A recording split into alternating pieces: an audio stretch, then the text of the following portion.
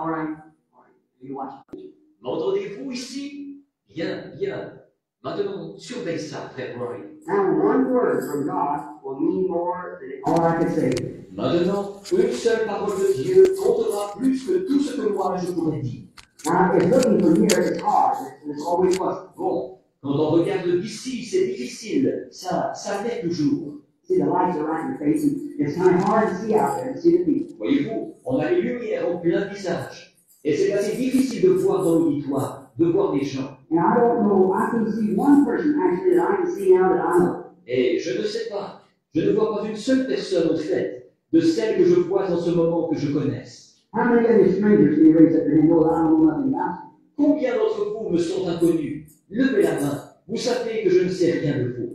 I guess it's everywhere. Je pense que c'est partout. How many of your friends I know I know nothing about you? Raise your hand. Combien dans la ligne de prière savent que je ne sais rien de vous? Levez la main. All on the prayer line there. If you can hear me, raise up your hand if I'm speaking. Partout dans la ligne de prière, là-bas. Si vous m'entendez, levez la main. Si je vous suis inconnu. Everyone. Tout le monde.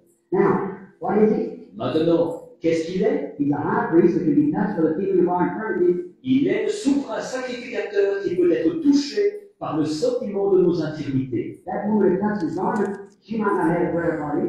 Cette femme qui a touché son vêtement, peut-être qu'elle non plus, elle n'avait pas de carte de prière. But she touched him. And when she did, something happened. Mais elle l'a touché. Et à ce moment-là, il s'est passé quelque chose. Now you touch the same way. Touch him. Maintenant, vous, touchez de la même manière. Touchez-le. How many know that Hebrews, the 4th chapter says, Combien savent qu'il est dit dans Hébreux chapitre 4? now he's a high priest that can be touched by the feeling of our infirmities. Maintenant, il est le souverain sacrificateur qui peut être touché par le sentiment de nos infirmités. Now we go, Combien le savent? well, would he display the same characteristics? Eh bien, manifesterait-il sa même caractéristique? If he's the same yesterday, forever he would. S'il est le même hier, aujourd'hui et éternellement, il le ferait. All right? Now, is this the Brother Perry?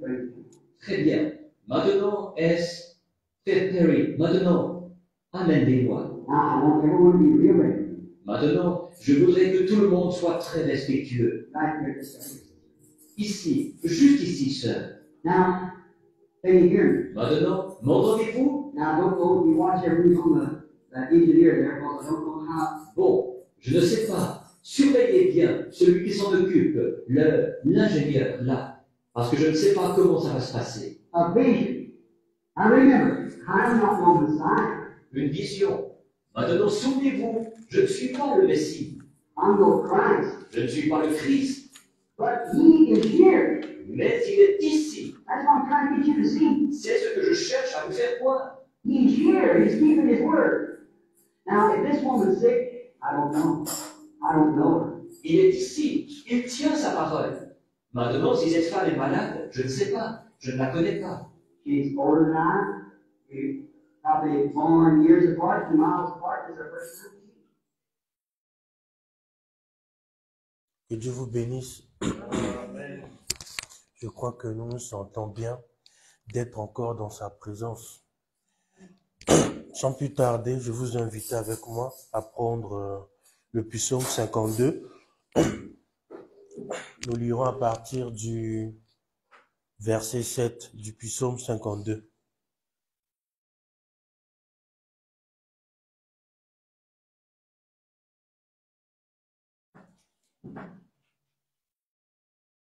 Psaume 52 à partir du verset 7.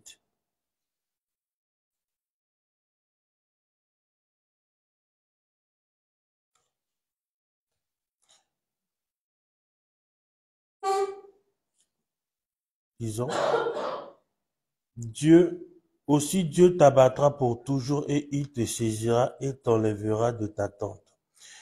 Il te déracinera de la terre des vivants. Disons, verset 8. Et auront de la crainte. Et ils feront de lui le sujet de leur mort. Voilà l'homme qui ne prenait point Dieu pour protecteur, mais qui se confiait en ses grandes richesses et qui triomphait dans sa malice. Et moi, je suis dans la maison de Dieu comme un olivier. verdoyant. Je me confie dans la bonté de Dieu, éternellement et à jamais. Disons tous ensemble. Je te louerai pour toujours parce que tu as agi. Et je veux espérer en ton nom parce qu'il est favorable en présence de tes fidèles. Amen. Nous louons Dieu parce qu'il agit davantage dans notre vie. Et c'est ce qui nous emmène davantage aussi à s'abandonner à lui. Nous allons prendre quelques chants d'adoration, toujours dans un esprit de prière. Et nous ne devons pas perdre la foi. Lorsque nous perdons la foi, c'est là-bas où est-ce que l'ennemi dresse tous ses armes pour pouvoir encore nous enfoncer davantage loin de la présence de Dieu. Dans le recueil d'adoration, nous allons prendre le cantique numéro 26. Quel ami nous avons Jésus. Quel ami nous avons Jésus. Oui, portant nos péchés et peines. Oh, quel privilège d'apporter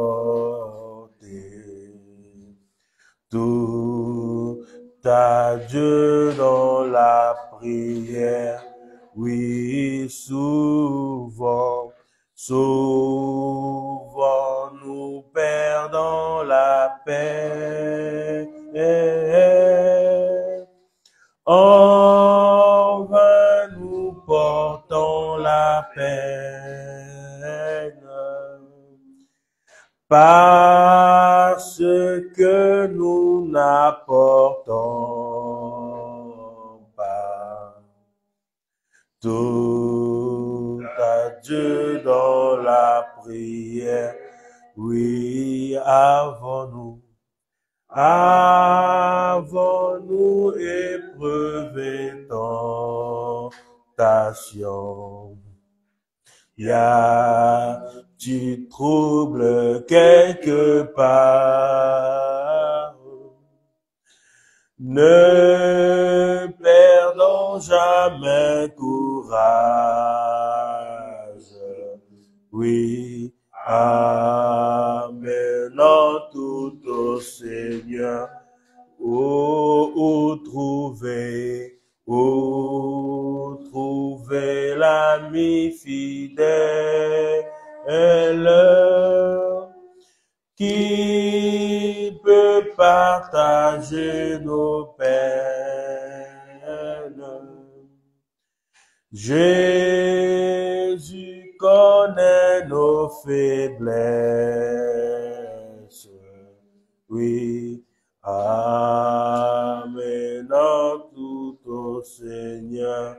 Oui, où trouver l'ami fidèle qui peut partager nos peines. Jésus connaît nos faiblesses.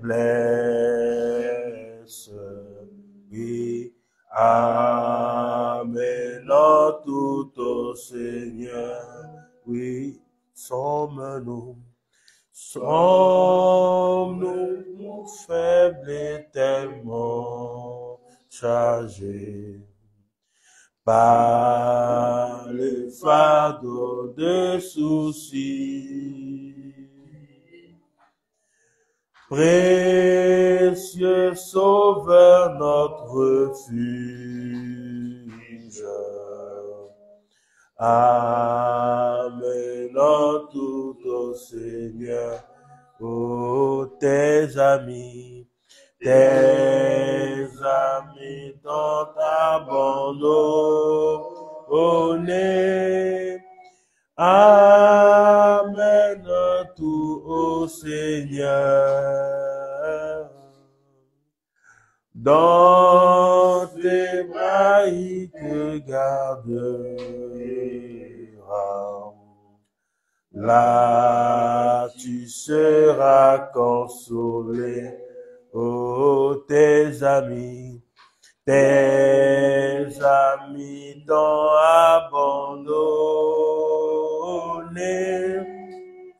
Amène tout au Seigneur. Dans ses bras, il te gardera. Là, tu seras consolé. Le numéro 25. Numéro 25. Laisse-moi marcher par où tu es passé. Chemin conduisant vers le ciel, partout donnant la joie aux gens abandonnés. Remplis-moi chaque jour d'âme. Oui, Seigneur, remplis-nous, remplis-moi chaque jour d'amour. Comme je marche avec la colombe, laisse-moi marcher toujours avec chant et sourire. Remplis-moi chaque jour d'amour. Garde-moi à côté de mon Sauveur et guide. Ne me laisse pas dans les ténèbres. Garde-moi du courroux et satisfais mon âme.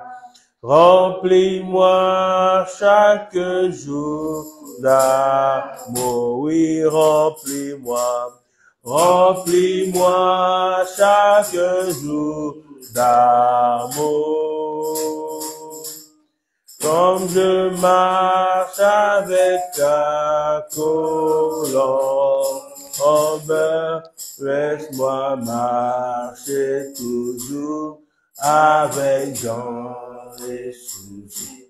Remplis-moi chaque jour d'amour. Oui, bientôt la fin de course, le fin de mon voyage. J'habiterai au ciel chez moi. Que je chante, roi béni, sur la route vers la rive. Remplis-moi chaque jour d'amour. Oui, remplis-moi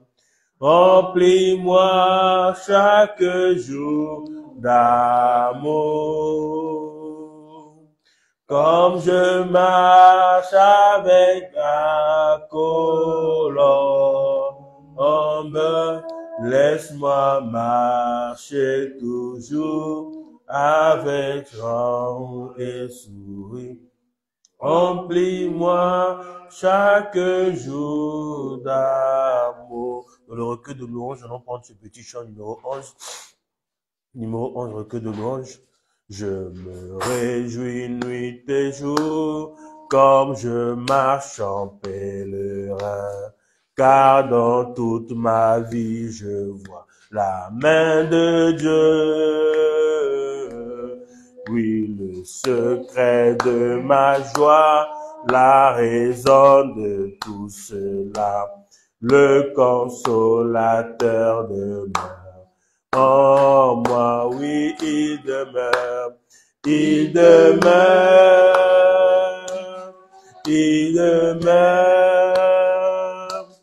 Alléluia, il demeure en moi.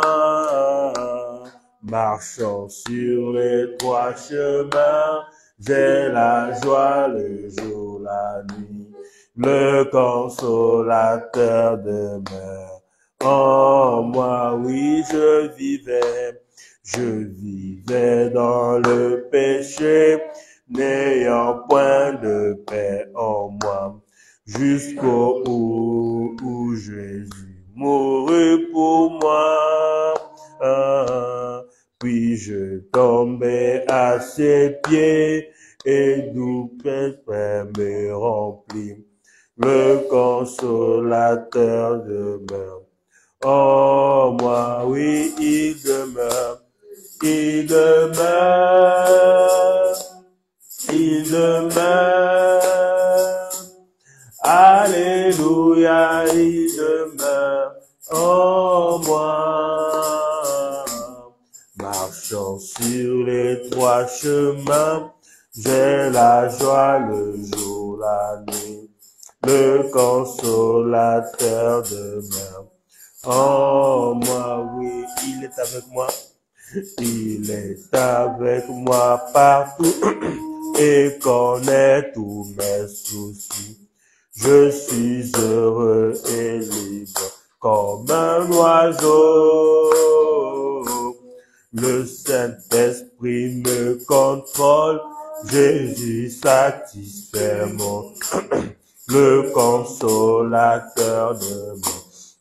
Oh, moi, oui, il demeure. Il demeure. Il demeure. Alléluia, il demeure en moi. Marchant sur les trois chemins, j'ai la joie le jour, la nuit. Le consolateur demeure en moi, oui, Jéricho, Jéricho, Jéricho, proclamez joyeux écho, la louange fait couler tous les murs les plus, oui, Jéricho, Jéricho, Jéricho, proclamez joyeux écho, la louange fait couler tous les murs les plus épais, oui. Tout le peuple d'Israël, dirigé par l'Éternel, vient de franchir le Jourdain par un miracle divin. Mais un obstacle puissant, juste au seuil du Canaan, vient d'arrêter leur entrain. C'est la pierre de Jéricho, Jéricho, Jéricho, proclamez joyeux écho, la louange fait couler tous les murs les plus, oui, Jéricho, Jéricho, Jéricho, proclamez joyeux écho, la louange fait couler tous les murs les plus épais, oui. Tout le peuple d'Israël, circoncis sans compromis, et les milices du ciel sont aux côtés d'Israël. Et Dieu dit à Josué, cette ville de péché, avec son roi, je la vaincrai avec toi, oui. Jéricho, Jéricho, proclamez joyeux écho, la louange fait couler tous les murs les plus épais. Amen. Que Dieu nous bénisse richement et nous donne encore davantage de foi, de force pour aller toujours plus près de lui, tout en étant conscient que le diable est en train de se déchaîner.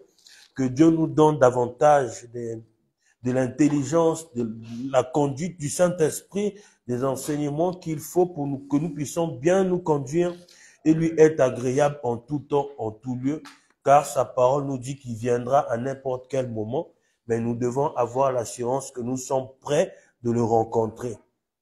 Que Dieu vous bénisse. Amen. Nous allons sans plus tarder prendre nos Bibles dans Matthieu chapitre 4 pour rentrer dans la parole. Matthieu chapitre 4.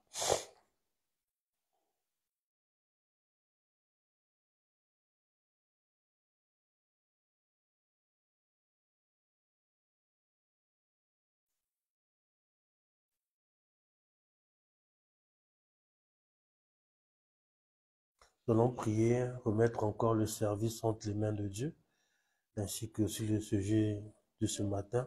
Prions tous ensemble. Seigneur Dieu, nous voulons encore une fois te bénir pour ta présence avec nous ce matin, que tu puisses enlever tout ce qui n'est pas de toi dans chaque chose que nous allons entreprendre. Tu sais combien nous nous attendons à toi, tu sais nous le bas, que nous ne puissions pas être des hypocrites, des rétrogrades ou quoi que ce soit, ou bien, comme le peut dire, il y a un mot qui est employé pour des gens qui sont seulement des chrétiens les dimanches, Seigneur, des républicains. Seigneur, sois miséricordieux envers nous. Remplis-nous du Saint-Esprit. Ne nous permets pas de franchir la frontière et de pécher contre toi, mais de nous garder dans ta présence, loin de cela, de ta pensée, Seigneur. C'est pourquoi nous voudrons encore une fois t'appeler ce matin, afin que tu puisses nous parler, nous changer, nous transformer, et qu'en sortant de cela, que nous puissions avoir la conscience éveillée comme celle de Jacob, une fois qu'il avait prié, Seigneur, et qu'il a eu ce songe, il a mis un autel, il a mis l'autel comme mémorial, il a blessé le Dieu Tout-Puissant, il a donné un nom et il a gardé la conscience éveillée durant tout le voyage jusqu'à son retour.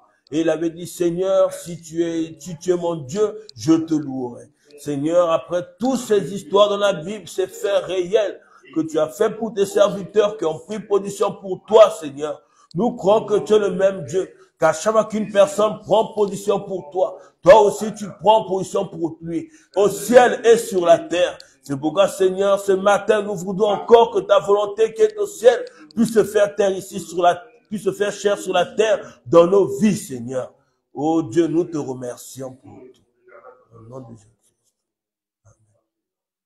Merci, Seigneur, encore une fois de nous avoir réunis ce matin. Oh, toi qui es grand, toi qui es miséricordieux, toi qui es omniscient, toi qui es omnipotent. Nous disons souvent dans ta parole que tout concourt au bien de ceux qui t'aiment. Mais Seigneur, souvent nous les hommes, lorsque nous disons cela, nous avons tendance à choisir nos épreuves, nos situations, nos imprévus. Mais Seigneur, tu sais, tu connais le cœur de tout un chacun. Alors à chaque situation, tu sais pourquoi il en était ainsi. Mais nous savons que plus loin, nous voyons une grande gloire de ta personne, afin que ton nom puisse être élevé et que cela puisse produire encore de la crainte au travers de nous et aussi envers ceux qui ne croient pas, et que ceux qui sont prédestinés à croire puissent croire ta parole. Seigneur Dieu, tu nous as permis d'être ici dans cet endroit. Nous avons accepté le test. Nous croyons que nous avons réussi.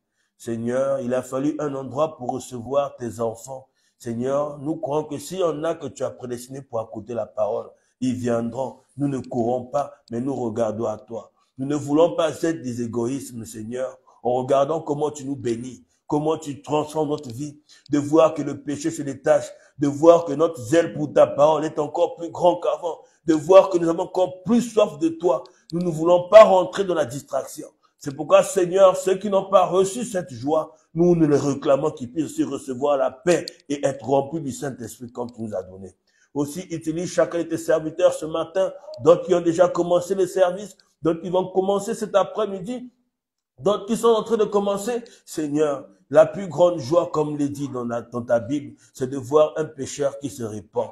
Et c'est une grande joie au ciel. Alors, Seigneur, c'est pourquoi nous intercédons aussi pour nos frères, pour nos familles, pour nos sœurs, partout dans le monde, Seigneur Jésus-Christ. Que tu puisses visiter tes enfants, leur changer, leur transformer. Que la parole que tu puisses nous accorder ce matin, que celle-ci puisse toucher notre âme et que nous puissions être encore plus zélés pour ta parole et encore plus sanctifiés dans les jours à venir. Remplis-nous, Saint-Esprit. Toi qui es le maître potier, toi qui es le grand roi, que tu puisses nous façonner conformément à ton image, à ta parole.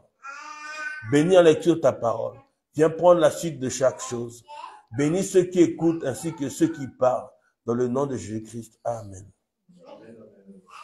Lisons la parole du Seigneur. Matthieu chapitre 4, versets 1 à 7. Alors Jésus fut amené par l'Esprit dans le désert pour être tenté par le diable. Que Dieu bénisse la lecture de sa parole. Vous pouvez vous asseoir. Ici, c'était au début du ministère de Jésus. Après que Jésus, il avait été lavé, il avait reçu son baptême d'eau par Jean-Baptiste, l'agneau avait été lavé, Dieu s'est déversé en lui. La Bible nous dit que Jésus, il a été conduit par l'Esprit. Esprit, c'est au majuscule, pour dire qu'il a été conduit par le Saint-Esprit à aller dans le désert pour être tenté par le diable. Donc Dieu, lui-même, il était déjà équipé. Dieu, il avait équipé son fils Jésus-Christ de tout. On sait aussi que Jésus-Christ, c'est aussi Dieu lui-même. Alors, il est parti dans le désert exprès, conduit par l'Esprit. Il a été conduit par l'Esprit pour que le diable puisse le tenter. C'est comme nous avons vu dimanche dernier que le diable tente les enfants de Dieu, mais Dieu éprouve ses enfants. Lisons le verset 2 ensemble jusqu'au verset 5. Donnons-le au fur et à mesure. Ensuite, nous verrons le titre de la prédication. Pourquoi ce passage de la Bible? Après avoir jeûné 40 jours et 40 nuits, il eut faim. Donc Dieu avait eu faim. Le tentateur s'étant approché de lui, si tu es fils de Dieu, ordonne que ces pierres deviennent des pains. Jésus répondit, il est écrit, l'homme ne vivra pas de pain seulement, mais de toute parole qui sort de la bouche de Dieu. Or, Jésus-Christ, après être sorti de son jeûne, la Bible dit qu'il eut faim. Et le diable, qu'est-ce qu'il fait? Le diable, il vient tenter Jésus en lui disant qu'il est dit dans la parole, si tu ordonnes à ces pierres, ils deviendront du pain. Or, connaissant que Jésus, il avait faim, il lui a tenté en passant par sa faiblesse. Parce que le diable, lorsqu'il vient agir, il vient vous voir, il ne viendra pas du côté où est-ce que vous êtes fort, mais il viendra toucher votre faiblesse. Donc, il a dit à Jésus, et nous voyons que Jésus l'a répondu, parce que vous allez voir une chose, c'est que le diable a répété une écriture. Il a cité la parole de Dieu. Mais même si le diable a cité la parole de Dieu, pour Dieu, cela n'était pas juste, parce que les intentions et les motifs n'étaient pas corrects. Donc, même si quelqu'un cite la parole de Dieu, parce que ses motifs et ses intentions sont corrects, à ce moment-là, ce n'est plus la parole de Dieu, même s'il le récite d'un bout en bout. Parce que ce qui fait que c'est la parole de Dieu quand on le récite, c'est que l'esprit vient vivifier la lettre dans la personne. Et c'est ce qui produit la vie. Continuons encore à lire, excusez-moi, le titre du sujet de la prédication de ce matin. Je l'ai intitulé « Les deux actes majeurs du diable ». Le diable a deux actes qu'il fait. Il n'a que deux actes majeurs qu'il fait pour pouvoir nuire à une personne. Et c'est de cela que nous allons parler ce matin. Donc déjà ici, en lisant la première chose, on voit que le diable, dans ses actes secondaires, il vient toujours du côté de la faiblesse de la personne. Parce qu'il connaît la faiblesse de chaque personne qui vit sur la terre, que ce soit les femmes, les hommes, les enfants. Il connaît la faiblesse. Il connaît leur faiblesse. Continuons à lire. Au verset 5. Le diable le transporta dans la ville sainte, le plaça sur le haut du temple et lui dit, vous avez vu que le diable transporte Jésus. Ce n'est pas le Saint-Esprit comme qui a transporté l'apôtre qui puisse prêcher là-bas. Mais là, c'est le diable qui transporte du désert, il emmène Dieu jusqu'en haut du temple. C'est pour ça que vous voyez qu'avec la même Bible, nous recevons la vie de la parole de Dieu. Avec la même Bible, il y en a qui pratiquent la démonologie.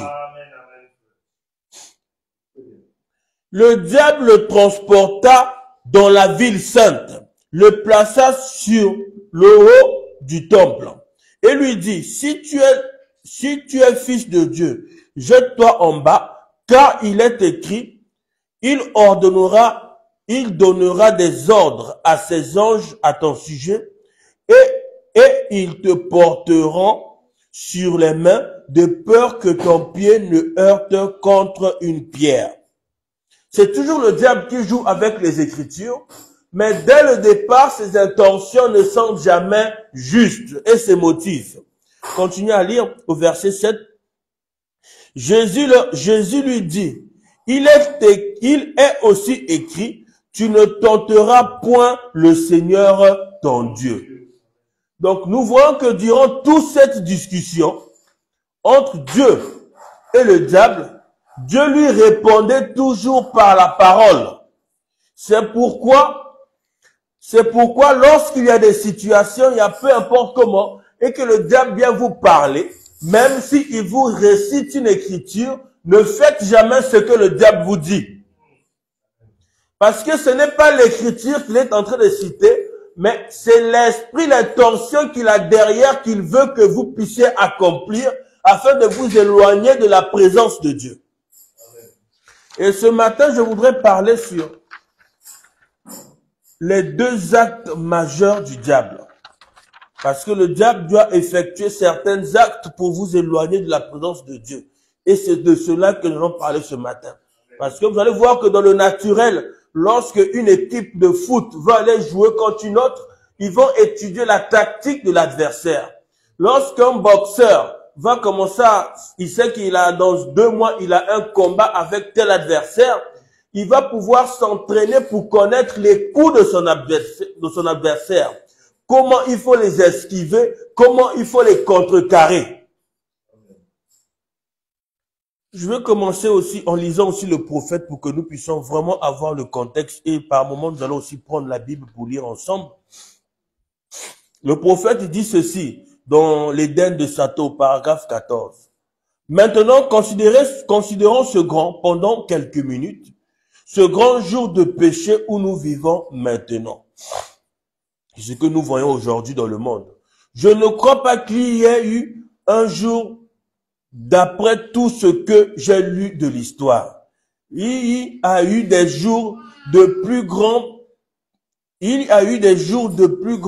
persécution où partout les enfants de Dieu étaient mis à mort. Ça, c'était au temps de martyrs. Mais cela va revenir à la tribulation.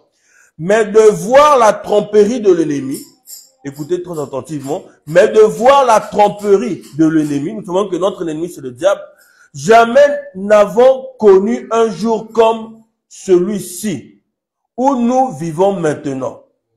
C'est le jour où la ruse,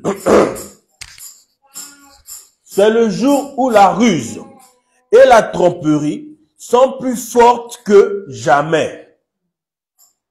Donc, aujourd'hui nous vivons dans un temps où est-ce que la ruse et la tromperie sont plus fortes que dans tous les âges. Et quand je vois ça, ce qui me vient à l'esprit, c'est que le chrétien doit être plus vigilant aujourd'hui qu'il ne l'a jamais été dans aucun âge. Donc, si nous devons être vigilants contre la ruse du diable et la tromperie du diable, la seule chose qui peut nous emmener à être vigilants, c'est de connaître les tactiques de l'ennemi, comment il agit, afin que nous puissions être vigilants. Au niveau de sa ruse, comment il s'y prend pour que nous puissions contrecarrer tous les moyens qu'il peut avoir pour pouvoir avoir la ruse. C'est comme nous voyons dans le naturel. Il y a des gens qui vont aller acheter une voiture, faire un prêt, quelque chose comme ça. Oui, on va vous écrire des conditions en gros, mais là où cela est défavorable contre vous, ils vont écrire ça en tout petit, vous n'allez pas pouvoir le voir ni le lire. Cela, ça s'appelle la ruse, parce qu'on ne vous donne pas clairement les informations et on ne vous emmène pas à prendre connaissance de tous les termes des conditions du contrat. Le prophète dit encore dans quelle réponse. Je vais aller doucement pour que vraiment je puisse vous dire. Nous voyons un temps où est-ce que la ruse est grande, la tromperie ainsi que le péché. Donc, quelle seule réponse, paragraphe 57, le prophète dit ceci. C'est pour ça que j'essaie d'amener mon église, vous, l'église de Dieu, à voir ceci. Et ma prière, c'est que vous ne pensiez pas que là, je cherche à faire le malin. J'essaie de vous dire que le diable est tellement trompeur. Il est tellement trompeur qu'il vous fera agir comme un chrétien. Je vais aussi parler par moment pour emmener les enfants aussi à saisir aussi. Le diable, qu'est-ce qu'il peut faire emmener quelqu'un comme un chrétien? Il a beaucoup des esprits autour de lui. Alors, il va mettre quelqu'un de fois certains comportements. Mais vous allez voir que la personne, il s'entend très bien avec tout le monde. Il n'a pas de problème. En fait, ce n'est pas possible. Parce qu'un homme qui a une position, sa position ira toujours à l'encontre de quelqu'un et cela suscitera toujours une situation. Mais étant des chrétiens, nous devons avoir l'entente, la paix avec tout le monde, même s'il y a un désaccord. Un homme ne peut pas être avec tout le monde sans avoir un désaccord. C'est faux. Alors, le diable peut maintenir quelqu'un dans cette condition-là de s'entendre avec tout le monde. La personne va se dire qu'il est l'amour, mais il n'a pas l'amour. L'on peut appeler cela comme un esprit d'hypocrisie parce que là, ça se va bien, là, il s'entend bien, là, ici, on ne sait jamais sa position, ni ce qu'il pense, ni ce qu'il croit. Continuez à lire. Il fera quelque chose et produira une imitation de Christ qui se rapprochera même des élus. Donc, il pourra emmener la personne, le diable, à avoir une certaine vie qui ressemblera même à quelqu'un qui a le Saint-Esprit. Mais le prophète dit, pour savoir s'il y a le Saint-Esprit, il faut l'emmener au test de la parole. Il faut prendre la parole et une situation présente, présenter la parole. Et si la personne a le Saint-Esprit, il va s'humilier, il fera la volonté de Dieu. Il prendra position pour la parole. Parce que le Saint-Esprit ne prend que position pour la parole. Le Saint-Esprit ne peut se soumettre qu'à la parole. C'est pourquoi Dieu, lorsqu'il a été tenté par Satan, il n'a pris que position pour la parole, parce que lorsque le Saint-Esprit est en vous, vous avez aussi automatiquement le don du discernement des esprits. À ce moment-là, lorsque la personne va parler, vous aurez l'impression d'avoir un certain sentiment de doute. Un sentiment étrange qui va naître. Ce n'est pas de la suspicion, mais c'est le Saint-Esprit en vous qui vous dit qu'ici, qu'il y a quelque chose qui ne va pas. Parce que le prophète dit, lorsque vous recevez le Saint-Esprit, cela vous donne accès automatiquement aux 9 dons qu'il y a dans le corps de Christ. Le don de prophétie, toutes ces choses, le don de discernement. C'est pour ça que lorsque Dieu, il a vu Satan venir le tenter, il avait déjà discerné les intentions de Satan et il n'a répliqué que par la parole. Mais maintenant, rentrons maintenant dans notre sujet pour que nous puissions toucher à ces deux actes majeurs que le diable il a accompli. Dans l'unité d'un seul Dieu, dans la seule église, au paragraphe 53, le prophète dit ceci. Voyez-vous, Satan utilise la tête de l'homme. C'est ce qu'il avait choisi dans le jardin d'Éden. De prendre le contrôle de la tête de l'homme, sa pensée. Nous allons encore revenir toujours dans la même chose, toujours.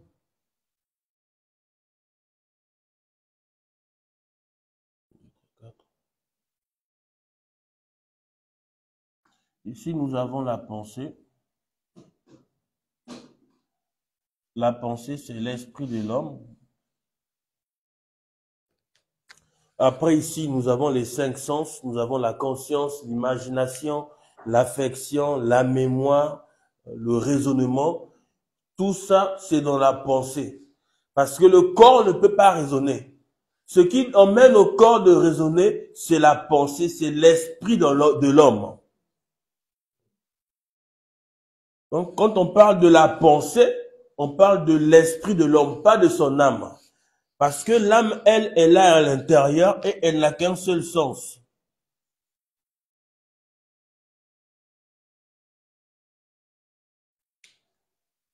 Et après, nous avons ici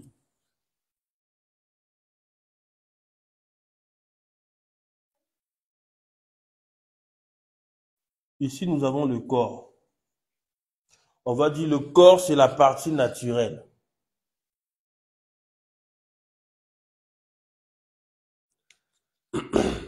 Continuons à lire. Il a amené cela dans l'église. Il a amené cela dans l'église. Reprenons. Le diable prend le contrôle de la tête de l'homme, la pensée, et il ramène cela dans l'église. Quand on parle dans l'église, on parle de tout en général. Vous voyez, le diable prend contrôle de la tête de l'homme pour pouvoir utiliser ses yeux. Et nous savons que les yeux se trouvent dans les 5 sens du corps. Les yeux, c'est la vue. Et nous avons la vue, l'odorat, le toucher, ainsi de suite. Donc, le diable, il va vouloir agir avec les yeux de l'esprit. Parce que aussi longtemps que vous faites chose, vous ne pouvez pas être emmené à critiquer ou bien à parler ou à penser quelque chose. Donc, le fait que le diable ait saisi la pensée de la personne et que la personne ait vu quelque chose, alors il ne peut que être sous le contrôle du diable pour pouvoir produire ensuite la volonté du diable. Mais nous allons voir le cheminement de cela. Et si vous remarquez, si cet homme n'est pas véritablement né de nouveau, sur le plan spirituel, il acceptera ce qu'il peut voir de ses yeux. Alors, si cet homme n'a pas le Saint-Esprit en lui, il verra beaucoup de situations, beaucoup de choses. Alors, le diable l'emmènera à accepter ce que ses yeux voient. Alors, c'est là-bas que vous allez voir que le fait que la personne accepte déjà ce que le diable lui montre, il accepte ce qu'il voit de ses yeux, automatiquement, c'est parce que le diable l'a désarmé. Et nous allons en venir. Il acceptera ce qu'il peut voir de ses yeux, le prophète orgueil de la vie. Ça, nous en avons parlé. Une fois. Je vais aller un peu plus rapidement. Le prophète dit encore ceci dans question-réponse 4, année 59 au paragraphe 89. Mais il était, le diable avait été chassé du ciel. Et le but même qu'il s'était proposé d'atteindre dans le ciel, là nous rentrons dans notre sujet, le but même qu'il s'était proposé d'atteindre dans le ciel, voici qu'il est descendu ici sur la terre, où il fait tout ce qu'il peut pour accomplir ce but. Donc le diable, ce qu'il voulait accomplir au ciel, ça n'a pas marché. Il a été chassé du ciel. La bataille de Michael et de Lucifer, Lucifer était là. Et le même but qu'il n'a pas réussi à accomplir au ciel, c'est la même chose qu'il est en train d'accomplir ici sur la terre, qu'il veut accomplir. Il va vers les rois et vers les dirigeants. Et quand il réussit à les attraper, alors il vient jusqu'à l'église et attrape les gens. Donc, il va d'abord commencer par les dirigeants, par la politique, toutes ces choses. Ensuite, il va maintenant rentrer à l'église et attraper les gens ou attraper le prédicateur. Écoutez très attentivement. Puis, par le prédicateur, il pénètre jusque dans l'assemblée et amène l'assemblée sous la même influence. C'est le même démon qui fait les mêmes choses. Donc, le ministre, s'il est saisi par un certain esprit, alors toute l'église sera influencée par ce mauvais esprit-là. Parce que vous allez voir que lorsque les 400 prophètes de Baal, avant de pouvoir prophétiser devant l'assemblée, il y a eu un esprit de mensonge qui est monté de l'abîme, qui est parti habiter en eux, et ils ont prophétisé des mensonges. Ils étaient 400. Mais maintenant, observez, après avoir prophétisé ce mensonge, certainement que l'assemblée était dans la joie de voir que tous les ministres étaient dans l'harmonie, qu'ils avaient la même doctrine, la même vision. Mais cela n'était pas la volonté de Dieu, parce que la Bible nous dit, c'est juste une parenthèse, Akab, il était sous une prophétie, sous une malédiction. Alors, c'est pourquoi il est très important pour que nous puissions faire attention, connaître la vie de ceux qui sont en face de nous. Mais deux fois aussi, c'est pas bien de connaître, parce que si vous êtes faible et que vous connaissez, cela va vous emmener encore davantage à critiquer, à faire du commérage et à perdre votre expérience. Mais si vous êtes, Dieu vous emmène à un certain niveau et que Dieu vous permet de voir la vie de la personne, alors Dieu a mis en vous toutes les capacités. Vous irez en prière pour pouvoir gagner la vie de la personne, pour que Dieu puisse faire grâce à la personne. C'est pourquoi plus vous voyez des choses, plus l'on doit davantage prier pour que Dieu puisse aider ces personnes-là, sans avoir un certain jugement. Vous pouvez descendre un peu plus bas? Non, pas du tout. Ils suivent leur cœur. C'est tout.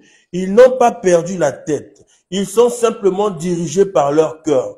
Dieu vit dans leur cœur. Et ils sont un peuple acquis, un sacerdoce royal, offrant un sacrifice spirituel, c'est-à-dire le fruit des lèvres qui donnent la louange à Dieu, qu'il en ait envie ou pas. Ici, il y a deux tranches. Il y a une partie qui est saisie par l'esprit du diable et il y a une partie qui est saisie par l'esprit de Dieu. Les deux vivent différemment. Mais maintenant, rentrons dans le processus, comment le diable il agit, comment il se comporte.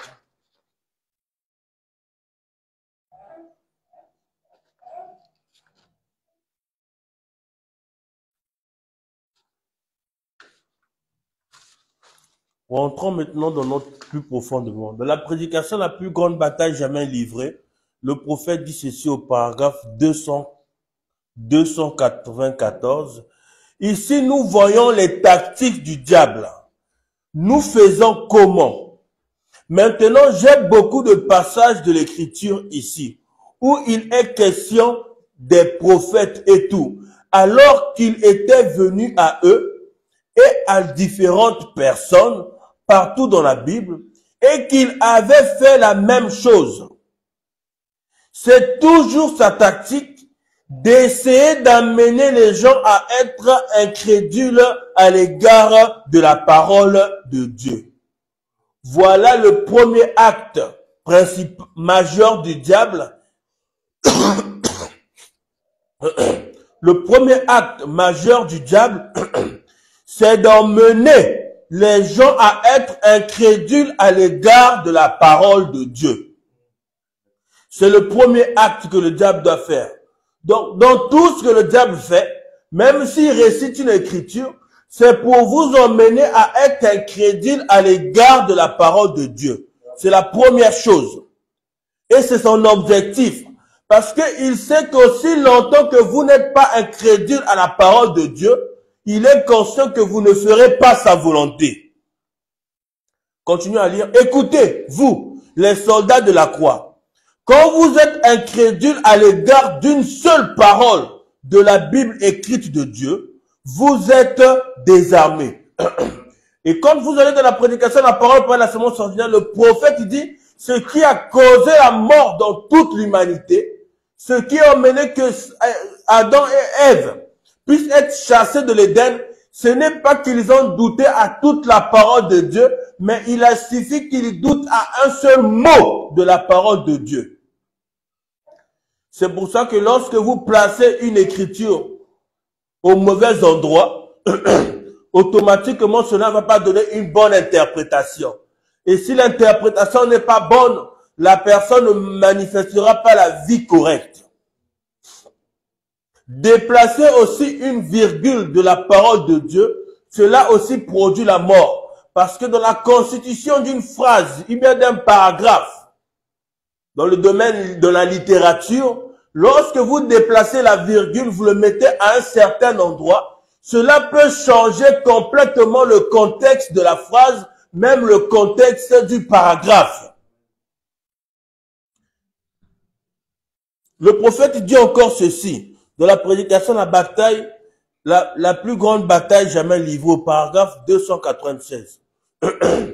Vous êtes désarmés, vous capitulez, espèce de méduse, revêtez-vous de l'armure complète de Dieu. Amen. Nous sommes en bataille. Nous sommes en bataille. Donc le premier acte que le premier acte du diable, le premier acte majeur du diable, c'est d'emmener la personne à être incrédule à la parole de Dieu. C'est le premier acte qu'il commet, c'est son but même. Mais pour emmener la personne à être incrédule à l'égard d'une seule écriture, la plus moindre, pour qu'il puisse le faire, il vient toujours du côté de la faiblesse de l'homme.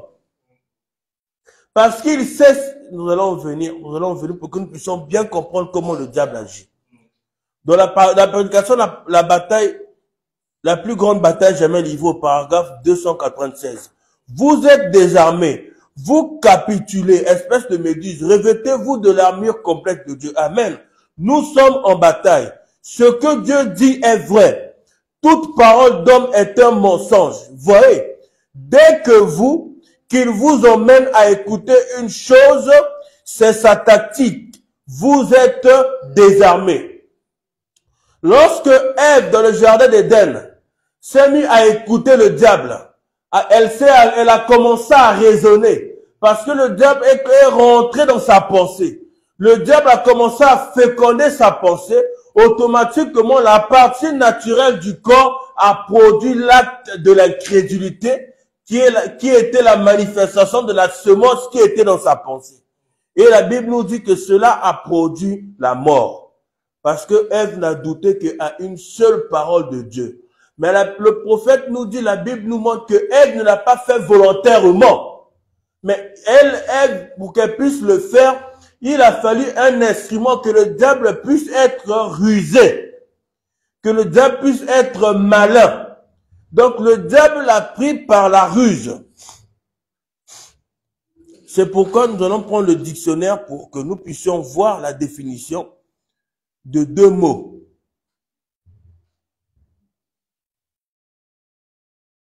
Il y a deux mots. Il y a trois mots qui reviennent. Le premier mot,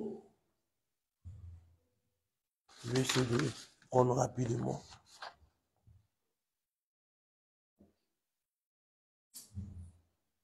Je vais essayer de le retrouver rapidement, excusez-moi.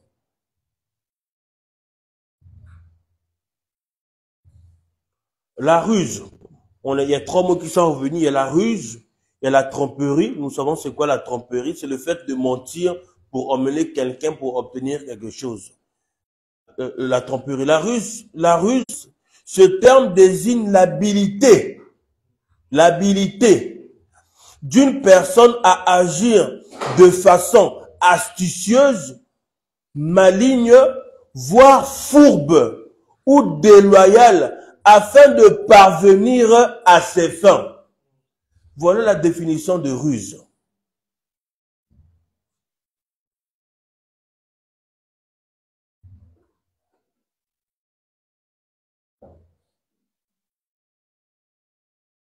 Voilà la définition de la ruse. C'est quelqu'un qui est habile, qui sait comment il faut faire les choses pour la tromperie, pour arriver à ses fins. Donc nous avons touché le premier point. Le premier acte majeur du diable, c'est d'emmener quelqu'un à être incrédule à la moindre parole de Dieu. Dans la prédication, la plus grande bataille jamais livrée, le prophète dit ici au paragraphe 400. Vous voyez son attaque. Regardez bien, écoutez attentivement. Je termine avec ceci. Satan attaque. Qu'est-ce que c'est? D'être incrédule à l'égard de la parole de Dieu. C'est ça son attaque. Là, vous pouvez voir la plus grande bataille qui ait jamais été livrée. Il n'y a que deux forces, Satan et Dieu. Et quelle est l'arme de Satan contre vous? c'est d'essayer de vous emmener à être incrédule à l'égard de votre arme à vous. Et il vous désarme. Votre arme à vous que Dieu vous a donnée, c'est la parole. Parce que lorsque vous doutez de la parole, c'est que vous doutez de vous-même, de vos capacités que Dieu a mis en vous, afin de pouvoir vivre la parole et manifester chaque promesse de Dieu.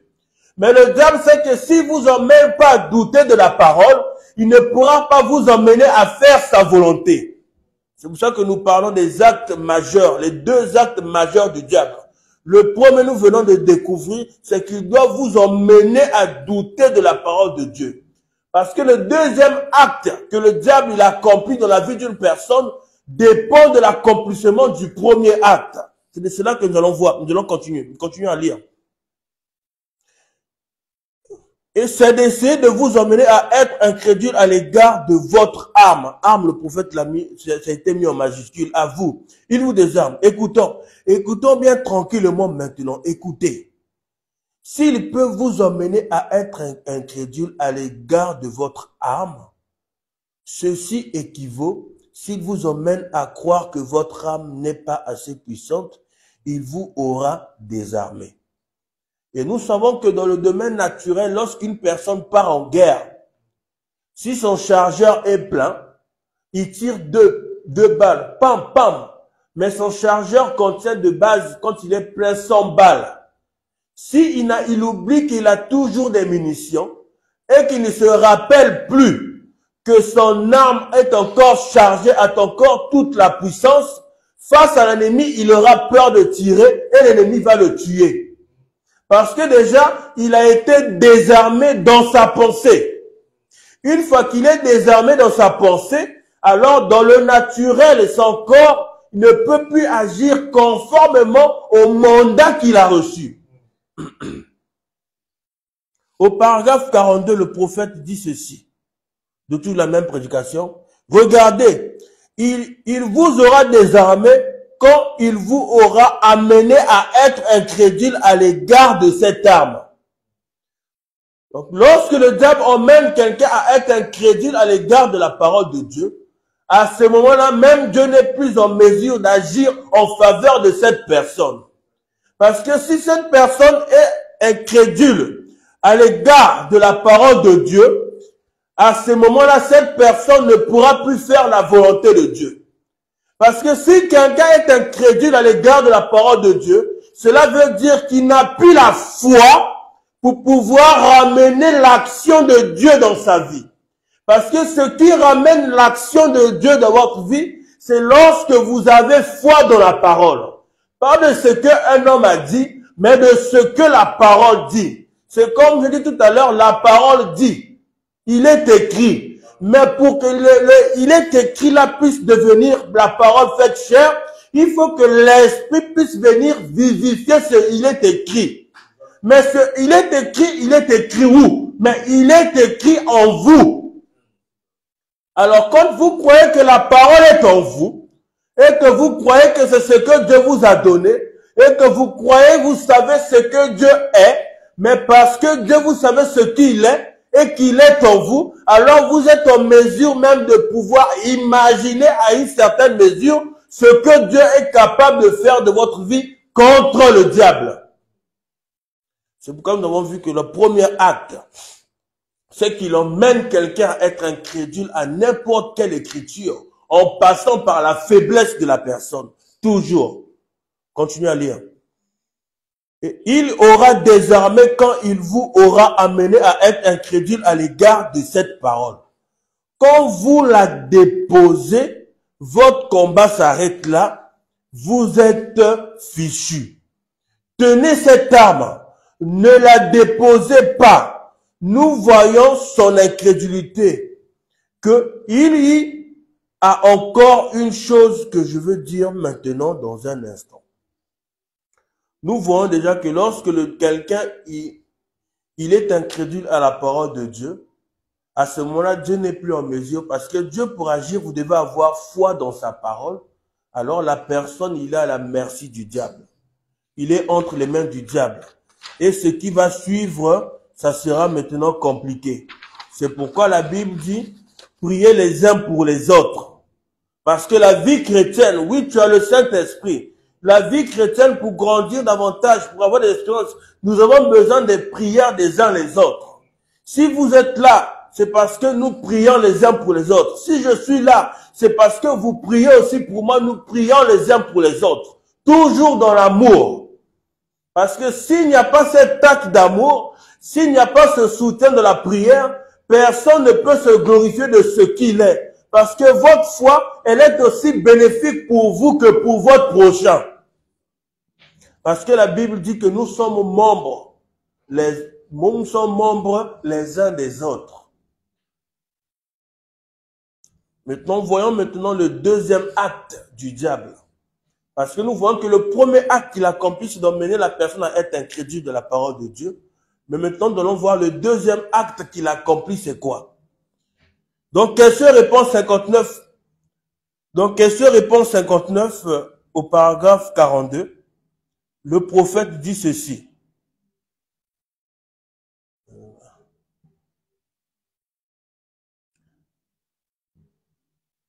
Et le diable veut nous prendre... Excusez-moi.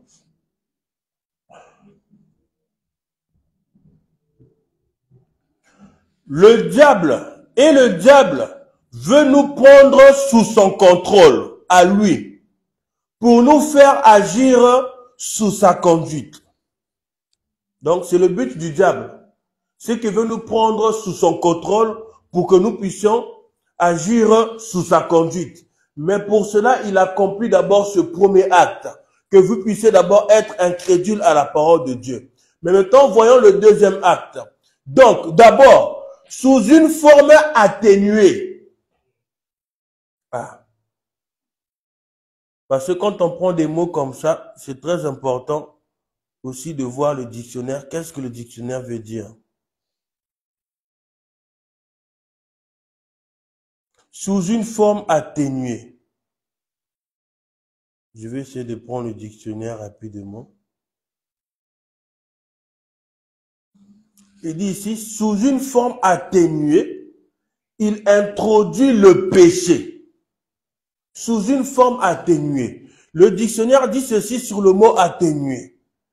Diminuer la gravité d'un acte préhensible d'un crime. Donc, quand on dit on atténué, il introduit le péché sous une forme atténuée. Donc, il va mettre quelqu'un à commettre un acte contraire à la parole, pour la personne dira que non, c'est rien, c'est pas grave, c'est un truc simple. Mais ne sachant pas que ce petit truc simple-là, c'est ça qui va l'emmener à avoir, c'est ça qui va l'emmener plus tard à devenir totalement incrédule à la parole de Dieu.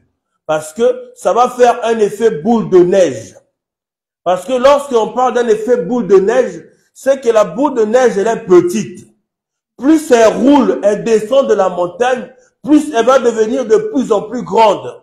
Et elle va ramasser sur son chemin tout ce qui est possible. Alors qu'elle a commencé comme si de rien n'était. Et c'est comme ça que le diable commence. Par le premier acte, il va vous emmener à être incrédule à la parole de Dieu en vous emmenant à commettre un péché sous une forme atténuée.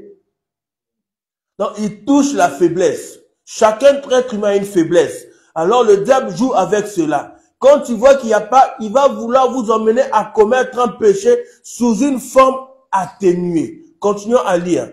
S'il peut, là maintenant nous touchons le deuxième acte du diable. C'est s'il peut maintenir cette personne dans cet état.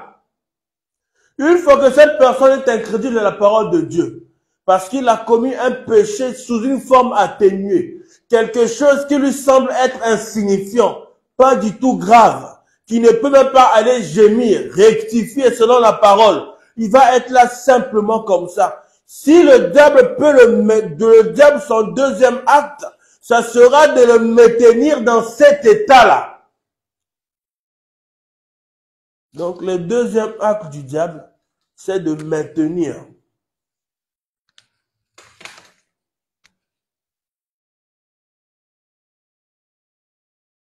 Maintenir la personne dans son état de rétrograde à cause d'un péché qui lui a été présenté sous une forme atténuée. Pour lui, c'est pas grave, je veux continuer à l'église, je veux faire comme ça, ainsi de suite. Mais le diable sait que à cause de ce péché-là, sa communion avec Dieu a été rompue.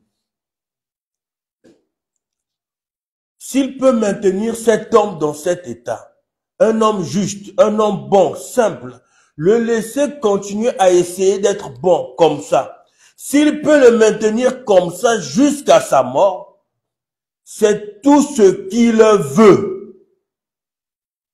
Il le tient. En effet, peu importe combien vous êtes droit, combien vous êtes bon, combien vous êtes d'une haute moralité, combien vous êtes vertueux, combien vous êtes honnête, vous n'arriverez jamais au ciel à moins d'être né de nouveau.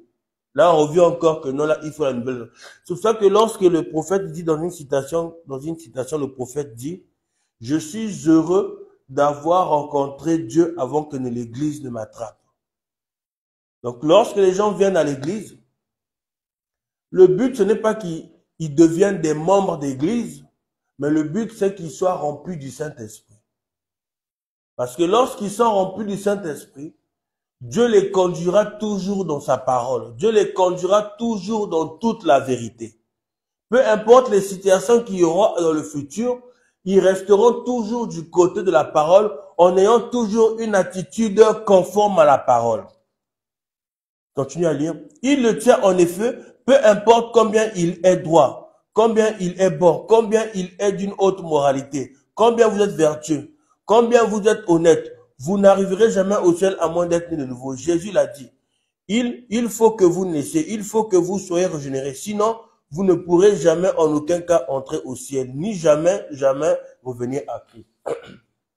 Or, si, prenons une parenthèse, si la personne était remplie du Saint-Esprit et que le diable veut l'emmener à être incrédule de la parole de Dieu, mais parce qu'il a le Saint-Esprit en lui et qu'il est né de nouveau, le diable ne pourra jamais le maintenir.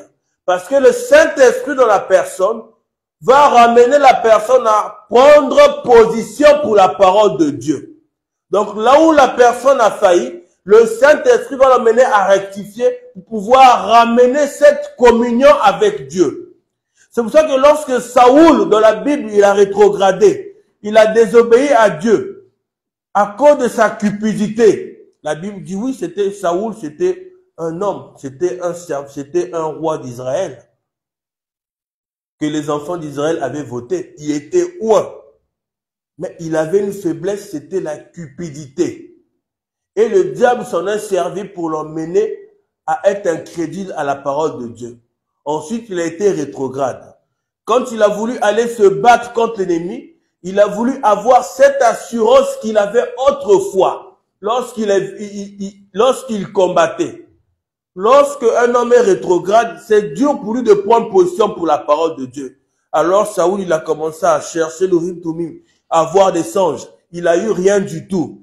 Alors Saoul est parti voir une sorcière pour invoquer l'esprit de Samuel. Et Samuel lui a dit, demain à la même heure, tu seras avec moi. Alors, il a été sauvé. Mais c'est parce qu'il était premièrement oint. Mais avant cela, Saoul, on dit qu'il s'est réconcilié avec David dans la Bible.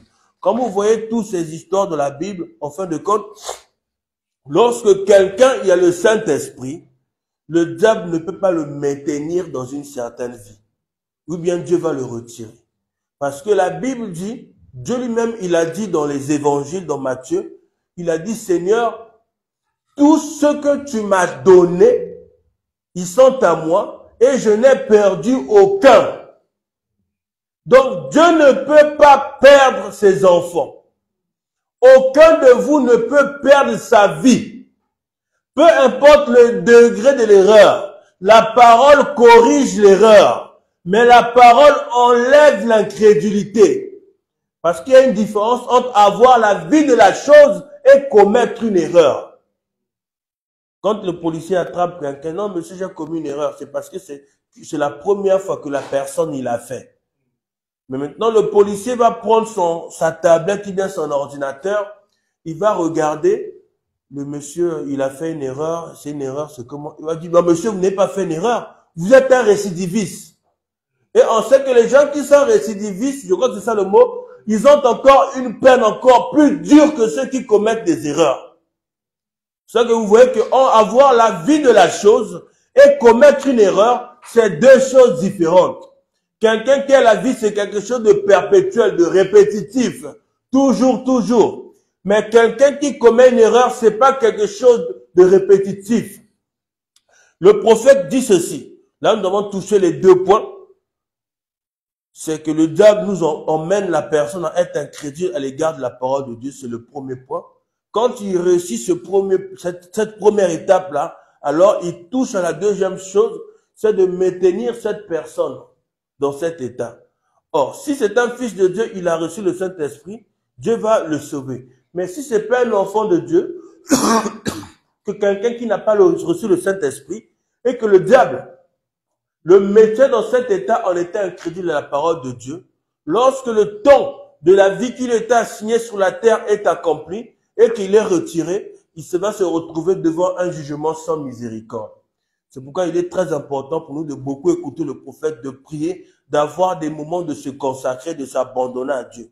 Essayez de commencer doucement, doucement. C'est comme quelqu'un qui fait la musculation, il ne va pas soulever 100 kilos directement, ou bien 200 kilos. Il faut qu'il commence par 20 kilos, après un certain nombre de semaines, il passe à 3 semaines, 4 semaines, il passe à 40 kilos, ainsi de suite. Ce sont des exercices. Vous consacrez aujourd'hui, vous avez pris 20 minutes. Le lendemain, 20 minutes. Après le jour suivant, vous prenez 40 minutes. Vous prenez 40 minutes. La communion avec Dieu s'intensifie. Vous avez davantage sorte que votre vie s'élève encore dans sa présence. Puis vous prenez 1 heure. Et cela ne fait qu'augmenter. Plus vous prenez du temps pour Dieu, plus vous allez voir que certains éléments de distraction, vous allez voir que cela n'a plus de valeur comme il faut. Et vous allez monter, jusqu'à même vous allez voir qu'il y a des choses qui ne sont plus insignifiantes pour vous. Le prophète dit ceci dans Hébreux chapitre 4, au paragraphe 106. Quand Moïse est sorti du désert avec la loi, il a dit, tu ne commettras point d'adultère, tu ne déroberas point, tu ne tueras point, sanctifie le jour du sabbat. Quand Jésus est sorti du désert, excusez-moi, quand Jésus est sorti, le prophète il rectifie, il dit, quand Moïse est venu, le diable l'a tenté. Quand vous sortez de l'église, après une telle communion, un moment de prière à la maison de consécration, le diable viendra toujours vous tenter. Quand Moïse est venu, le diable l'a tenté. Dès que le diable l'a tenté, il a cédé. Moïse avait un point faible. Combien savent que c'était un tempérament colérique? Donc, dans notre tempérament aussi de la vie de tous les jours, cela aussi peut être un point faible que le diable peut exploiter. Donc, il y a beaucoup de paramètres. C'est pourquoi il est très important que nous puissions faire des inventaires. Il y aura un jour, j'apporterai sur les héréditaires pour voir les esprits héréditaires dans les familles, les traits de caractère, montrer avec lorsque Christ vient, qu'est-ce qui se passe dans la vie de la personne par rapport aux traits héréditaires, les maladies génétiques, les maladies héréditaires, toutes ces choses, ainsi de suite, voir comment Dieu agit. Continuez à lire. Et dès qu'il les a vus adorer le veau d'or, fondement par terre et les a brisés. Le sacerdoce allait être brisé et Dieu le lui a redonné. Mais quand Jésus est sorti du désert, après un jeûne de 40 jours, il avait faim. C'était son seul point faible. Donc Dieu aussi sur la terre, il avait un point faible. C'était la faim. C'est pour ça que lorsque Dieu lui est passé devant le figuier et que le figuier ne pouvait pas le satisfaire parce qu'il avait faim, il a maudit le pauvre figuier. Alors que ce n'était pas la saison du figuier pour avoir des figues. Il a dit, plus personne ne mangera de ton fruit. C'était son seul point faible. Et le diable est venu à lui et a dit, si tu es le Fils de Dieu, change ces pierres en pain. Fais ici un miracle. Fais voir ça. Je croirai en toi. Alors, vous voyez que le diable viendra toujours du côté de votre point faible. Mais si vous ne vous connaissez pas, comment vous serez votre point faible? Mais maintenant, lorsque vous connaissez le point faible de votre prochain, il est de votre devoir, lorsqu'il y a une situation, à ce moment-là, vous qui êtes fort, là où lui il est faible, de prendre sa place. Parce que là où nous avons été faibles face à la mort, face à l'ennemi, c'est Dieu qui a pris notre place. C'est pour ça que le prophète, il a prêché sur la prédication, je vous l'enverrai. Je vais prendre une avant-dernière citation. Je vais prendre une avant-dernière citation. Qui les emmène à avoir un certain comportement, un certain agissement. Mais si de fois vous ne priez pas pour eux, vous ne les remettez pas entre les mains de Dieu, et si surtout la personne n'est pas née de nouveau, c'est encore plus dur. Parce qu'il faut encore plus de grâce. Mais lorsque la personne est née de nouveau, vous priez, c'est parce que le Saint-Esprit de la personne va dire, mon frère, moi j'ai envie d'avoir communion avec moi-même. Alors la personne va voir qu'il va avoir soif de cette chose. Vous savez, lorsque une personne sort du désert et qu'il a envie d'étancher sa soif, il ne vous dira pas, je veux le jus, je veux le vin. Non, il dira directement, je veux l'eau. Parce que c'est quelque chose qui est en lui. Parce que son corps est constitué en partie de l'eau. Mais nous étant constitués des mêmes matériaux que Christ. La matière première de Christ, c'est la parole. Et nous aussi, nous sommes constitués par cette même matière que Christ, qui est la parole. Alors, si cette communion commence à être rompue, il diminue son intensité, automatiquement, on voudra de cette chose de la même nature que nous. Parce que si cette personne sort du désert, vous lui donnez du jus, ça ne va jamais étancher sa soif. Parce qu'il lui faut quelque chose de la même nature que lui. Alors, mais maintenant, comment il faut faire pour vaincre l'ennemi, sachant que nous avons compris comment il opère? Le prophète dit ceci, dans la prédication, le conflit entre Dieu et Satan. C'est la dernière citation. Ensuite, nous allons prendre un ou deux chants. Ensuite, nous allons prier, nous consacrer encore à Dieu. Le conflit entre Dieu et Satan, le prophète dit ceci au paragraphe 60. Mais Dieu, dès le commencement, quand le prophète dit dès le commencement, c'est lorsqu'il a commencé à créer. Parce que le commencement, quand on parle du commencement, c'est lorsqu'il y a eu la première création dans le temps. C'est ça le commencement. Parce que l'éternité n'a pas de commencement. L'éternité n'a pas de commencement, alors elle ne peut pas avoir de fin. Alors tout élément qui a commencé aura une fin. Comme on voit ici dans le monde, il y a des choses qui ont commencé, ça aura des fins. Lisons. Mais Dieu, dès le commencement, il a donné à ses enfants l'arme atomique. Parce qu'il est le Dieu infini. Dieu nous a donné l'arme atomique. Alors, en voyant qu'il y aurait un conflit et qu'il y aurait une bataille, Dieu a équipé ses enfants avec les munitions qu'il faille. Dieu a équipé ses enfants avec une arme atomique, excusez-moi, avec les munitions qu'il faille. Le moyen d'attaquer qu'il faille. Il les a pourvus de tout ce qu'il leur fallait.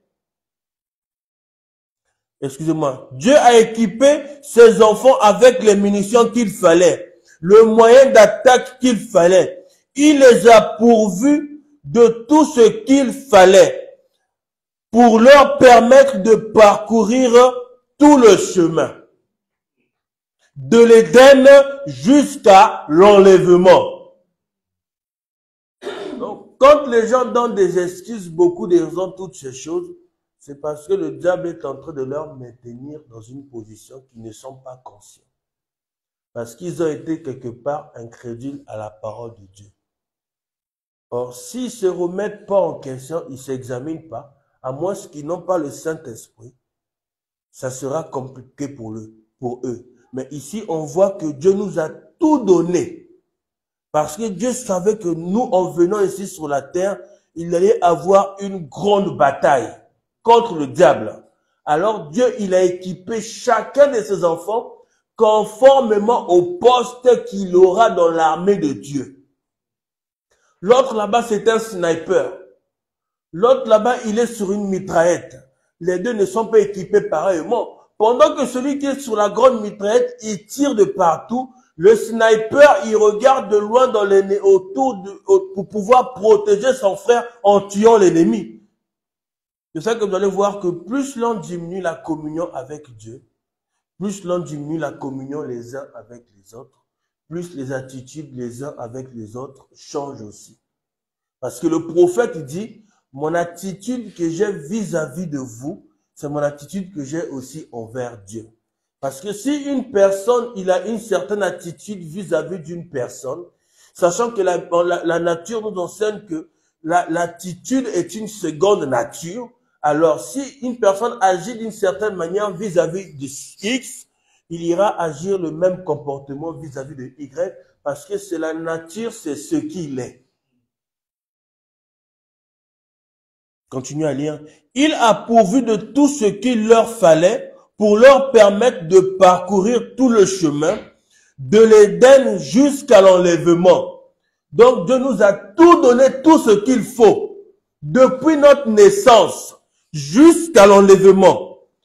Qu'est-ce que c'était? La parole. Dieu nous a donné la parole. Parce que si vous prenez Jean 1, il est dit au commencement était la parole était avec Dieu et la parole était Dieu. Alors l'arme que Dieu nous a donnée ici pour combattre l'ennemi dans tous les conflits, c'est Dieu lui-même. Donc Dieu, nous nous soumettons à Dieu, nous faisons sa volonté, Dieu nous utilise, nous utilisons aussi Dieu, parce que c'est une arme aussi qu'il nous a donnée, c'est la parole. La parole. Voilà ce qui vaincra Satan. La parole. C'est ce qui la vaincra n'importe où, en tout lieu. Maintenant, pourquoi voulons-nous y substituer autre chose alors que nous avons déjà ce qu'il y a de mieux? La parole. Donc, peu importe comment le diable agit, n'importe quelle situation, n'importe quel lieu, à n'importe quel moment, la seule chose qui vaincra Satan, c'est la parole. C'est pourquoi lorsqu'il est venu tenter Jésus, Jésus-Christ lui répondait toujours, il est aussi écrit. Il est aussi écrit. Parce que Dieu connaissait les intentions de Satan. Parce que la Bible dit, tu ne tenteras point le Seigneur ton Dieu. Mais il était en train de tenter. C'est comme il y a des gens qui peuvent venir vous voir. Frère, la parole de Dieu dit que tu dois aimer ton frère, tu dois pardonner ton frère, tu dois lui donner à manger.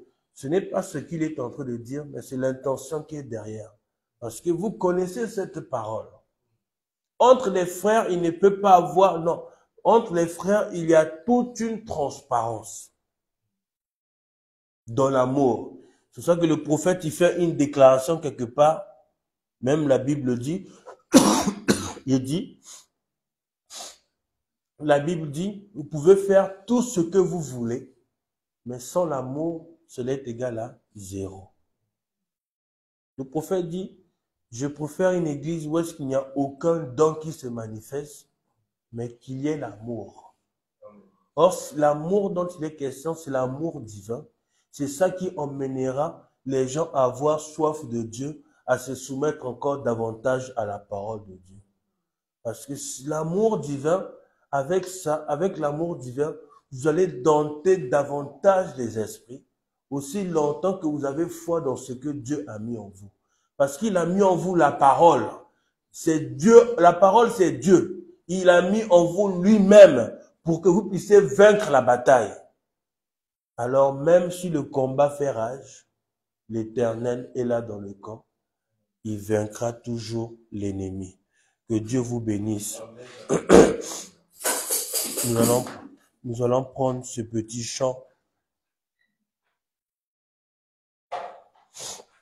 Ensuite, nous allons prier dans le cantique d'adoration, le numéro 32. Ne crains rien, je t'aime, je suis avec toi. Promesse, promesse suprême qui soutient ma foi. Oui, la sombre vallée n'a plus de terreur. L'âme consolée, je marche avec mon sauveur, chantant non, non, non, non, jamais tout seul, non, jamais tout seul, oui, Jésus, Jésus, mon sauveur, me garde. Jamais ne me laisse seul. L'aube matinale, l'aube matinière, ne lui qu'au beau jour. Jésus, ma lumière, m'éclaire toujours. Quand je perds ma vue, l'astre radieux à travers la nuit, Jésus me montre les cieux, chantant non, non, non, non, jamais tout seul, non, jamais tout seul, oui, Jésus, Jésus, mon sauveur, me garde. Jamais ne me laisse seul, chantant non, non, non, non, jamais tout seul, non, jamais tout seul, chantant Jésus, oui, Jésus, mon sauveur, me garde. Je ne suis jamais tout seul. Prions tous ensemble encore une fois.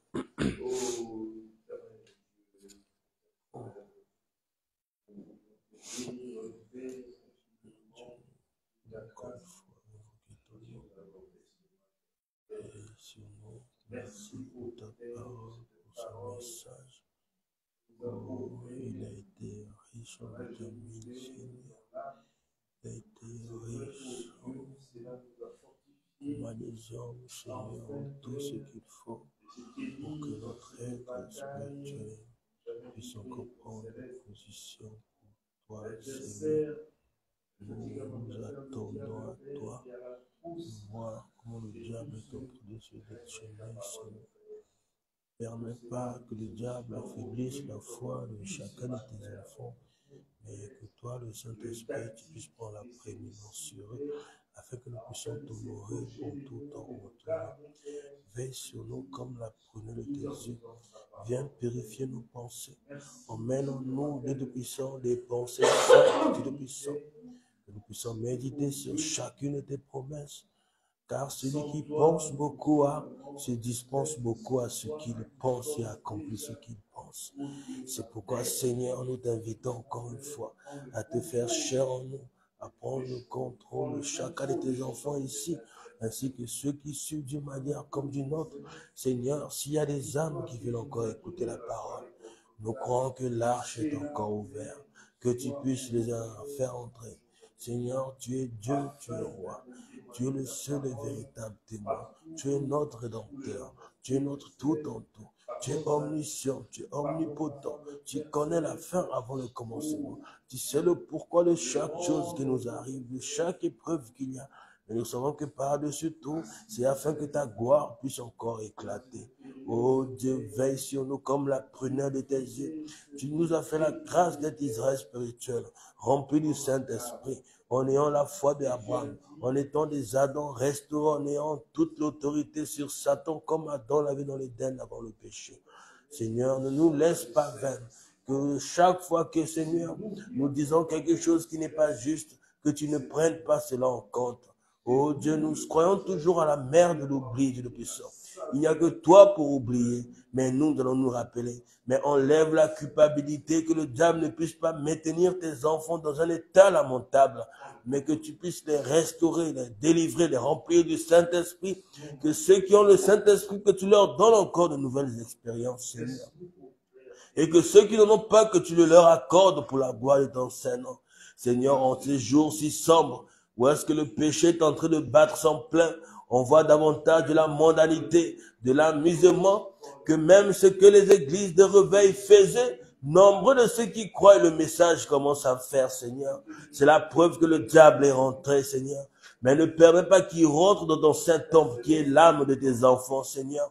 Veille sur tes enfants, car ton saint temple qui n'est pas fait de main d'homme, qui est fait par toi seul, Seigneur, que tu puisses en prendre soin, le purifier, le visiter, le remplir et y demeurer. Que nous ne puissions pas être des gens religieux, mais des gens remplis du Saint-Esprit, remplis de ton amour divin, afin de pouvoir toujours prendre position pour la parole, se consacrer à toi, s'abandonner à toi, que tu puisses nous transformer, ramener à ton image, Seigneur. Oh Dieu, lorsque la nuit tombe, Dieu puissant, il y a la lune qui est là pour éclairer celui qui marche dans l'obscurité. Mais nous savons que Seigneur, il arrivera un temps où est-ce que le soleil va se lever. C'est pourquoi tu nous as munis des lampes, Dieu Tout-Puissant. C'est pourquoi, Seigneur, nous te prions, nous nous identifions à la Vierge sage, Seigneur. Aussi nos frères et sœurs, nous les identifions à la Vierge sage. Même si ils sont abattus, même s'ils sont fatigués, même si leur foi n'est plus comme avant, qu'ils sont dans les maisons ou comment, peu importe le lieu qu'ils sont, Seigneur, que tu veilles à ce que l'huile de leur lampe ne s'éteigne pas, que l'huile de leur lampe ne finit pas, mais que tu puisses le recharger, car nous intercédons pour tous ceux qui sont faibles, fatigués, tous ceux qui sont chargés. Nous croyons que tu es celui seul qui donne le repos, Seigneur. Merci pour ton amour, que tu puisses prendre encore la suite de chaque chose. Dans le nom de Jésus.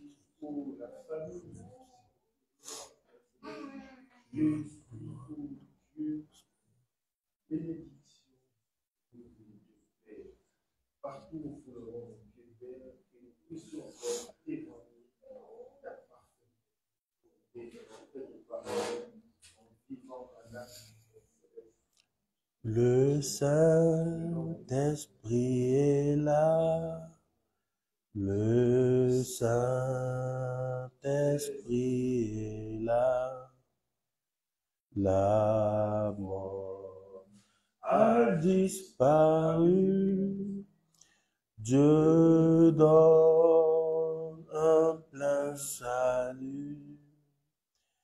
Et sur le monde entier, le grand jour s'est levé, le Saint-Esprit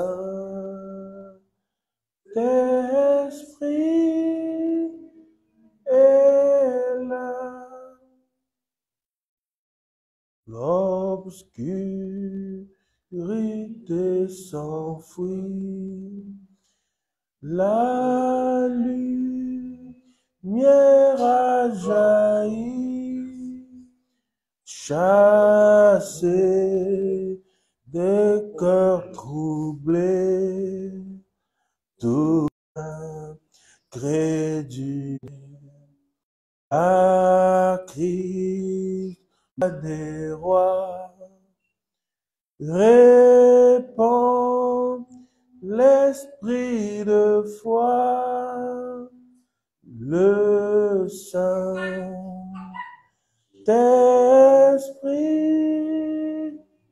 est là.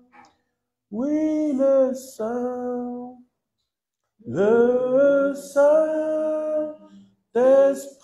est là. Le Saint-Esprit est là. La mort a disparu. Dieu donne un plein salut. Et sur le monde entier, le grand jour s'est levé, le Saint-Esprit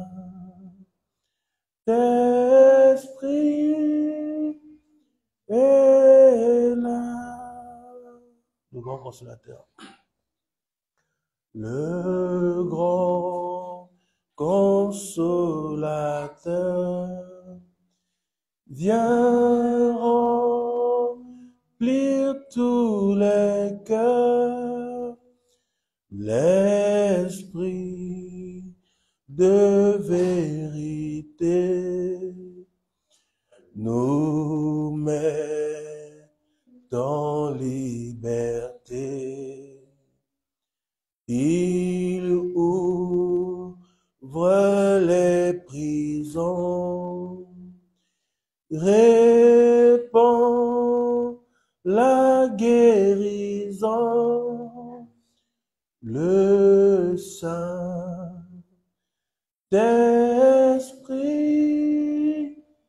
est là. Merci Seigneur Jésus-Christ. Nous croyons que tu nous as parlé ce matin. Tu as été avec nous depuis notre naissance jusqu'à aujourd'hui. Tu nous accompagnes en tout temps, en tout lieu. Il est vrai que souvent nous oublions que ta présence, que tu es avec nous. Comme nous avons lu, tu nous as donné ta parole, l'arme la plus puissante qui est toi-même, Seigneur. Nous voudrons encore que tu puisses bénir ta parole qui est sortie ce matin. Seigneur, ce sont des vitamines, des minéraux, plein de magnésium, tout ce qu'il faut spirituellement pour le Saint-Esprit en nous, pour notre âme, afin que nous puissions nous soumettre encore plus à toi et connaître les tactiques de l'ennemi. Seigneur, il agit en passant par la pensée, en nous influençant par des choses que nous voyons, par des choses que nous entendons, par des choses que nous voulons faire, parce qu'il veut avoir le contrôle sur nous, Seigneur. C'est pourquoi, Seigneur Jésus-Christ, nous te prions de purifier nos pensées, que nous puissions toujours avoir des pensées saintes, que nous puissions davantage avoir des bonnes pensées vis-à-vis de notre prochain, même si c'est un païen, que nous puissions avoir des bonnes pensées à son égard, que nous puissions avoir des bonnes pensées envers notre frère, notre sœur, même s'il est dans l'erreur, qu'il ne le soit dans l'erreur ou pas, que nous puissions avoir des bonnes pensées, même si nous-mêmes, ce que nous voulons faire, ou ce que nous envisageons de faire, que nous puissions avoir des bonnes pensées. Car la bataille commence d'abord dans la pensée, dans l'esprit. Et nous savons, Seigneur, que celui qui se dispose à beaucoup penser à, il accomplira la pensée dont il s'est disposé à accomplir. C'est pourquoi nous voudrons davantage penser à ta parole. C'est pourquoi nous t'invitons à ce que tu puisses nous oindre encore du Saint-Esprit, nous baptiser encore du Saint-Esprit ce matin. Nous croyons que tu as exaucé nos prières.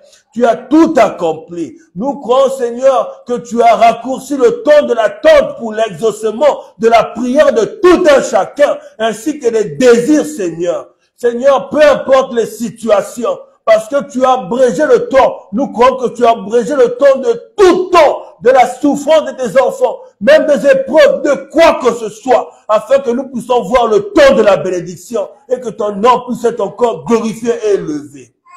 Seigneur, il y en a nombreux qui n'ont pas pu venir. Nous parlons des frères ici, la famille ici parle d'une manière comme d'une autre, qui donnent, qui veulent venir. Nous savons qu'après ce sujet, nous avons compris que c'est le diable qui maintient tes enfants. Nous n'avons pas été égoïstes, Seigneur. nous sommes disposés à y donner.